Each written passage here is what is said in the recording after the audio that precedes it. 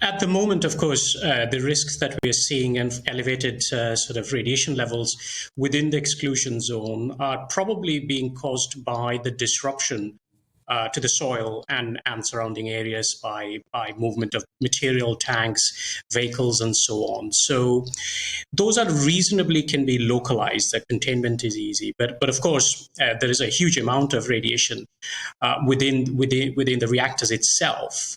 Although the risk is low, but any big large scale disruption, either to the outer shell, which is at the moment containing the actual reactor, and can cause real problems.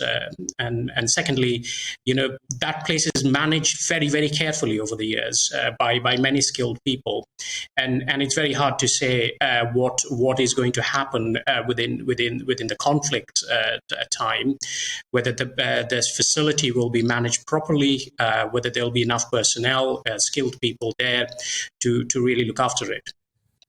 And if it wasn't being managed properly, and if we did see those radiation levels continue to go up, I mean, what is the risk to the continent of Europe? Is that something that would affect only Ukraine and the surrounding areas, or is that something that, the wider continent of Europe should be deeply worried about?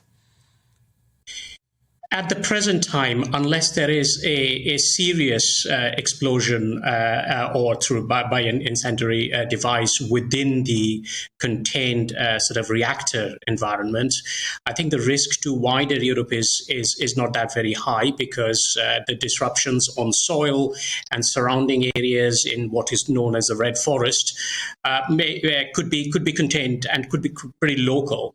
Two risks really: big explosion, big sort of disruption, or fire in the neighborhood. Although winter means that the probability of fire in the forest is pretty low.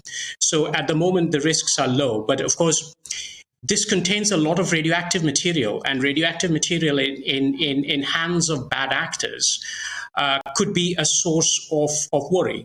Because that could be used in devices which are known as nuclear dirty bombs, which are not really nuclear bombs, but conventional explosives mixed with a little bit of radioactivity or radioactive sources. That's more of a concern, I think. So I think our surveillance of movement of nuclear material, our detection sort of capability, and so on, really needs to be ramped up.